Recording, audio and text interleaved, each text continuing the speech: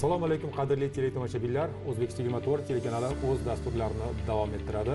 Studiyamiz mehmoni Toshkent davlat yuridik universiteti o'qituvchisi, yoshlar parlamenti a'zosi Xurshid Botirov bo'ladilar.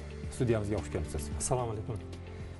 Xurshid aka, bugun siz bilan oliy ta'lim sohasidagi yangiliklar, o'zgarishlar xususida suhbat qilishni maqsad qildik. Mana barchamiz guvohi bo'lyapmizki, keyingi yillarda oliy ta'lim tizimida juda katta bir yangilanishlar jarayoni kechyapti. Mamlakatimizning nufuzli oliy ta'lim tizimida ishlayotgan o'qituvchi sifatida mana shu yangiliklarni qanday e'tirof etasiz va bu imkoniyatlardan, bu sharoitlardan mamlakatimiz yigit-qizlari qay darajada foydalana olishyapti? Haqiqatda ham juda dolzarb masalani bugun kun tartibiga olib chiqyapmiz. Yaqinda bir maqolada o'qib qolgandimki, mamlakatning rivojlanish darajasi uning oliy ta'lim darajasidan oshib keta olmas ekan. Shu jihatdan olib qarasak, bugun yangi O'zbekistonda ta'lim sohasiga, jumladan oliy ta'lim sohasiga juda ham katta e'tibor qaratilmoqda. Sababi bugun O'zbekiston yoshlar mamlakati desak ham bo'ladi. Aholining 60% dan ko'p qismini 30 yoshgacha bo'lgan yoshlar tashkil etadi. Ularni albatta bandligi, ta'limi sifatiga alohida e'tibor qaratish kerak. Shu sababli ham mamlakat rahbariyati tomonidan bugun bu masalada yoshlarning fikrlari o'rganilyapti. Bu bo'yicha xalqaro tajribalar o'rtaga tashlanmoqda. Olimlar, professorlarni berayotgan fikrlari inobatga olingan holda ta'lim tizimida, ayniqsa oliy ta'lim tizimida keskin bir yangi islohotlar boshlandi. Jumladan birgina misol, oldingi davrda oliy ta'lim tizimi bor yo'g'i 10 ta, 15 tadan bitta bolani qamrab olgan bo'lsa, bugungi kunda bu ko'rsatkich qariyb 28% ga yetgan bo'lsa, 2025-yilgacha yana qisqa davrda 50% ga yetkazishni maqsad qilganmiz.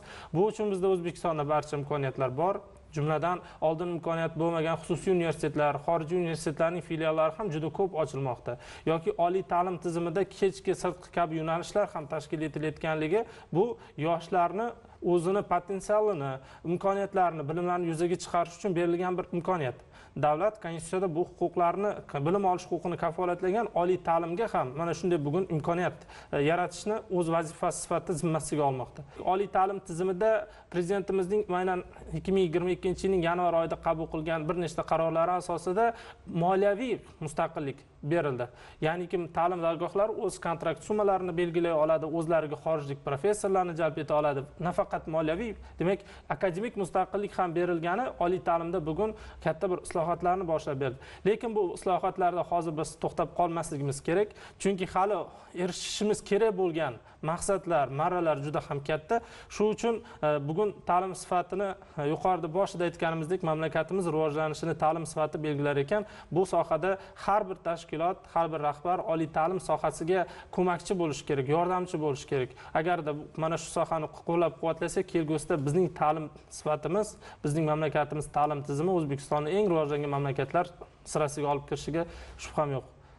Bugun mamlakatimiz yigit-qizlari mana shunday bir imkoniyatlardan qay darajada foydalana olishyapti? Ularning bugun salohiyati qanday?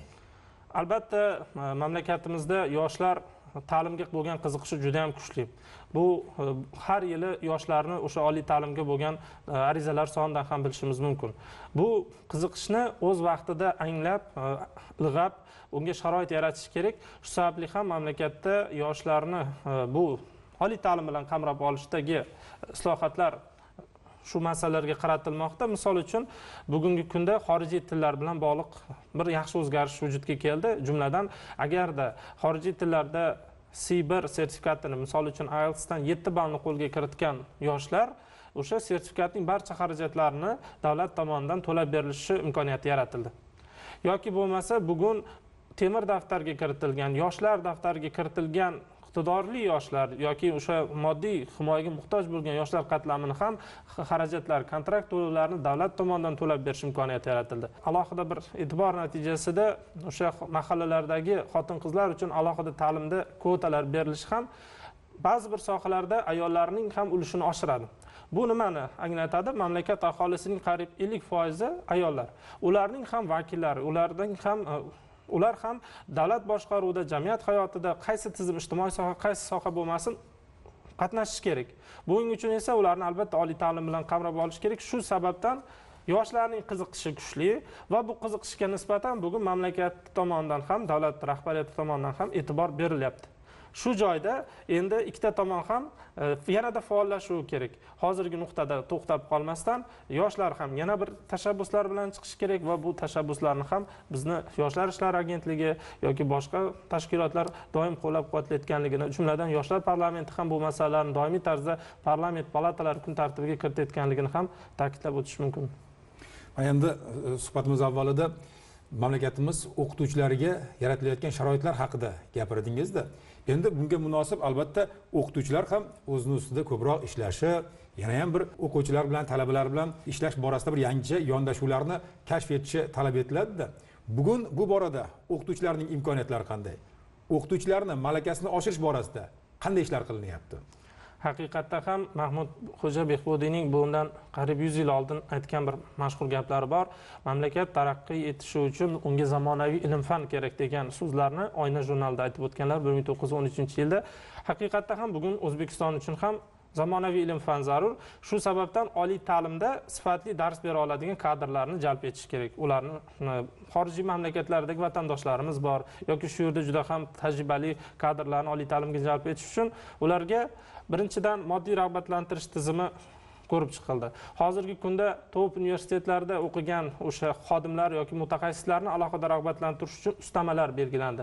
Bundan tashqari oldin juda ham bir murakkab protsedura bosqichlardan iborat bo'lgan bo'lsa, hozirgi kunda xorijlik professorlarni jalb etish juda ham oson. Biz mana Toshkent davlat yuridik universitetida birgina 2021-2022 yilgi o'quv yilida 20 dan ortiq xorijlik professorlar onlayn yoki offlayn tarzda ishtirok etishgan. Bugun hozirgi kunda ham yana har bitta o'sha kafedra bo'ladimi, har bitta fakultet bo'ladimi, har bitta fandan xorijlik professorni jalb etishni o'z oldimizga maqsad qilganmiz. Ya'ni ko'rinib turibdiki, albatta xorijlik professorlar bilan ishlaganda o'qituvchilarning, jumladan yosh o'qituvchilarning malakasi oshadi, xorijiy tillarni bilish darajasi, xorijiy o'sha saytlarda ilmiy maqolalarni chop etish imkoniyatlari oshadi. Shu uchun demak oliy ta'lim tizimidagi o'qituvchilarni qayta tayyorlashga ham alohida e'tibor qaratilmoqda. Jumladan mana Toshkent davlat yuridik universiteti tomonidan bizni 2022-yilda AQShga 4 oyga malaka oshirishga oliy ta'lim muassasalariga, Kanzas universitetiga yuborilganligini ham ko'rishimiz mumkin. Bugungi kunda berilgan sharoitlardan kelib chiqqan holda oliy ta'lim muassasalarining deyarli barchasida har yili kamida 5%, 10%, 15% o'qituvchilar xorijda malaka oshirib stajrovka o'tashlari kerak. Shuning uchun bugun bu jarayon ancha juda ham faollashganligini ko'rishimiz mumkin. Albatta bu xorijning ilg'or tajribasini, yutuqlarini, ilm-fandagi yutuqlarini olib kirish imkoniyatini yaratib beradi. Shu sababdan aytishimiz mumkin, demak, ta'lim tizimida albatta talabaga dars beruvchi o'qituvchining ham darajasi yuksak bo'lishi kerak. Biz bino yoki o'sha zamonaviy kompyuterni berganimiz bilan laboratoriya jihozlarini agar uni o'rgata oladigan o'qituvchini ham yetkazib bermasak, demak, hamma komponentlar to'liq bo'lmaydi, sifatli ta'limga erishib bo'lmas ekan. Shu sababdan bugun birgina misol uchun Toshkent davlat yuridik universitetida kimdir ta'lim sohasiga qiziqib dars beraman deb o'qishga kirmoqchi bo'lsa, bir necha bosqichlardan o'tish kerak. Ya'ni kim avvalo o'zi nazariy savollarni bilishi kerak, ya'ni talabadan ko'ra yaxshiroq darajada. Bundan tashqari o'zi o'sha master class tarzida dars o'tib berish kerak. Ya'ni zamonaviy dars o'tish metodlarini biladimi? Balki u zo'r amaliyotchidir, o'z sohasini yaxshi tushunar. Lekin dars o'tishga kelganda hamma ham bunday qobiliyatga ega bo'lmasligi mumkin. Yoki ularning xorijiy tillarni bilish darajasiga ham alohida e'tibor qaratiladi. Sababi bugun hamma yangilik ilm-fan xorijiy tillardagi o'sha platformalarda yaratilgan tayyor turibdi. Velosipedni qayta ixtiro qilmasdan ularni olish mumkin. Shu sababdan ham xorijiy tillarni bilishiga o'qituvchilarning alohida e'tibor qaratilmoqda. Bundan tashqari xorijiy tillarda, xorijiy o'sha Web of Science, Scopus kabi ilmiy bazalarda ularning maqolalarini nashr etilishiga, ilmiy yangiliklar, o'z ustida ishlab ilmiy ishlar olib borishiga alohida e'tibor qaratilmoqda. Ya'ni bugungi o'qituvchi faqatgina kirib darsda talabani o'sha 80 minut dars berish emas, u bilan birga ilm-fan yangi bir jabhalarni ochish kerak bo'ladi. Chunki misol uchun qishloq xo'jaligini mutaxassislarni olib qarasak, ular kechagi o'sha navdagi misol uchun qishloq xo'jaligi ekinlarini o'ylash emas, ertangi kunni o'ylash kerak. Ertangi kunda o'sha sovuqqa chidamli, suvsiz joylarda ham o'sa oladigan serhosil navlarni yaratish kerak. Xuddi shuningdek, bizning ta'lim tizimimiz, ijtimoiy sohadagi mutaxassislar ham faqatgina ularni kechagi kun bilan yoki hozirgi kun bilan emas, ertangi kunni ko'ra oladigan, kelajakni prognoz qila oladigan mutaxassislarni tayyorlash kerak. Bu uchun 3 ta komponent zarur.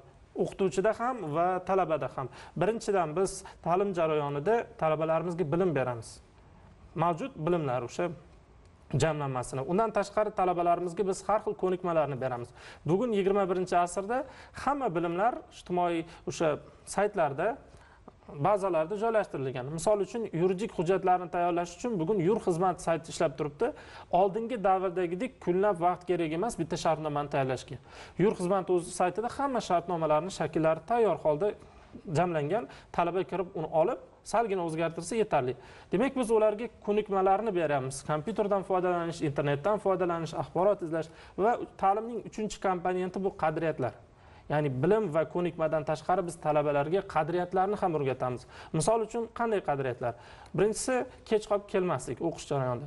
Talaba agar kech qolib kelishga qadriyat sifatida o'rganib qolsa, ya'ni kim unda vaqtida kelish qadriyati shakllanmasa, ertaga u sud majlisiga ham kech qoladi. Xoh prokuror, xoh sudya yoki advokat bo'lsin, yoki uni boshqalarni ham kuttirib qo'yib vaqtini oladi.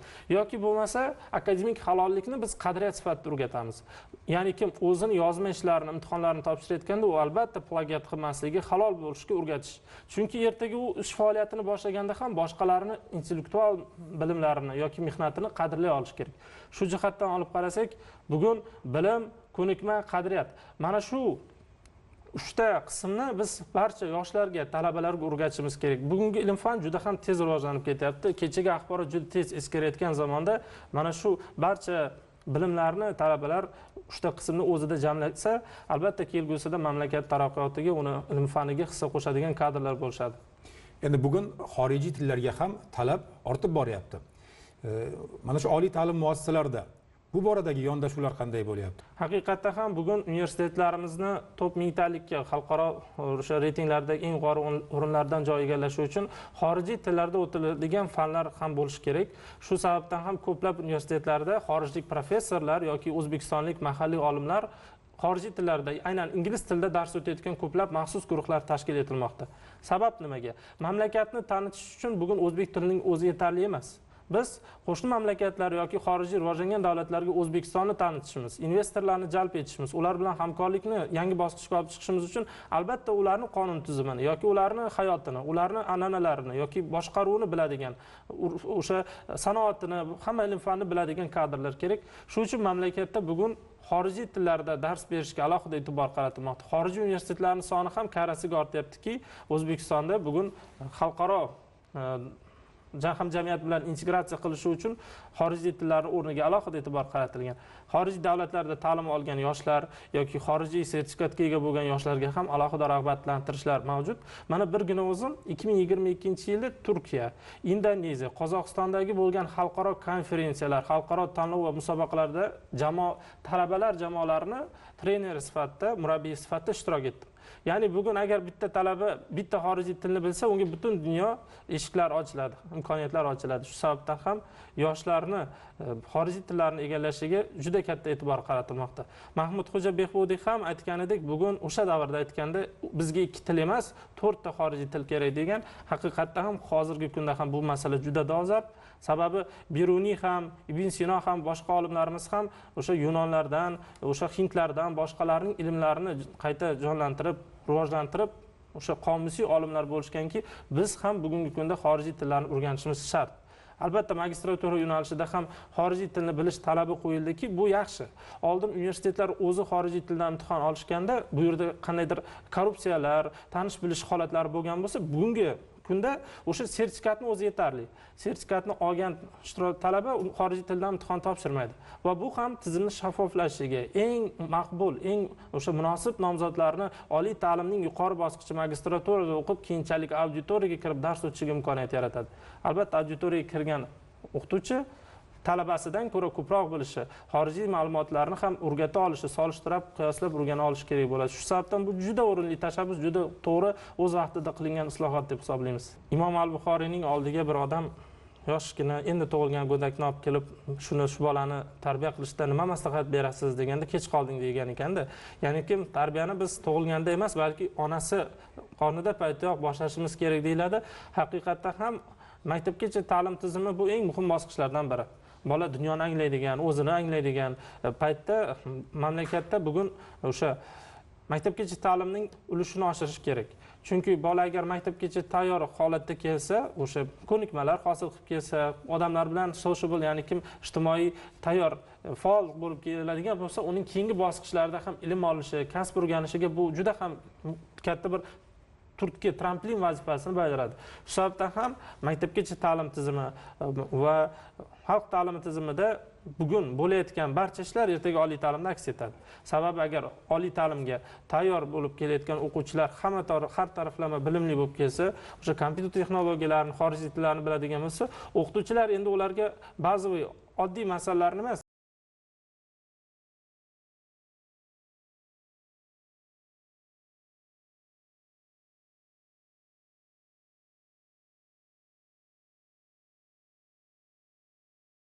agar biri ikkinchisidan uzilib qoladigan bo'lsa, biz ko'zlagan maqsadlarimizga erisha olmaymiz. Sizga bugungi ko'rsatuvimizdagi ishtirokingiz, fikr mulohazalar, ma'lumotlar uchun minnatdorlik bildiramiz. Studiyamizga yana bir bor xush kelibsiz. Qadrli teletomoshabinlar, eslatib o'tamiz, studiyamiz mehmoni Toshkent davlat yuridik universiteti o'qituvchisi, Yoshlar parlamenti a'zosi Xurshid Botirov bo'ldilar. O'zbekiston 24 telekanali o'z dasturlarini davom ettiradi. E'tiboringiz uchun tashakkur. Salomat bo'ling.